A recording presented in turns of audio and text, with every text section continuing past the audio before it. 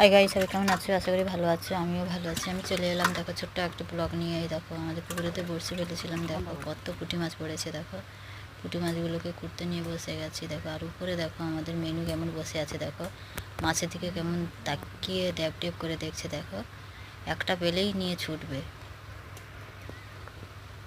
পুঁটি মাছগুলোকে এই যে আমি কুড়বো পনিং নিয়ে চলে এসেছি। আর এই পুঁটি মাছগুলো একটু ভাজা করলে খুব সুন্দর লাগে। পুঁটি মাছগুলো সব পুঁটি মাছগুলোর পেটের ভিতরে ডিম আছে। দেখো পুঁটি মাছগুলোকে একটু আঁশ তুলে নিচ্ছে। এই পুঁটি মাছগুলো খেতে খুব সুস্বাদু লাগে।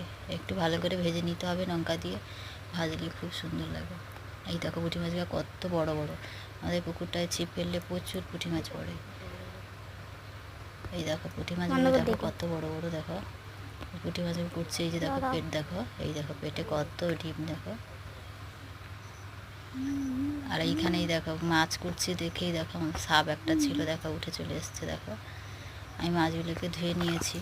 আর ওই পুকুরের দিকে দেখো সাপটা কেমন মুখ তুলছে। দেখো এই দেখো আঁশ পড়েছে। দেখো আঁশগুলো খেতে উঠে গেছে। দেখো সাপটা, এই দেখো কত বড় পুকুরের সাপ। দেখো এইগুলো জলের সাপ। এই সাপগুলো জলে থাকে, বেশিরভাগ জলেই থাকে।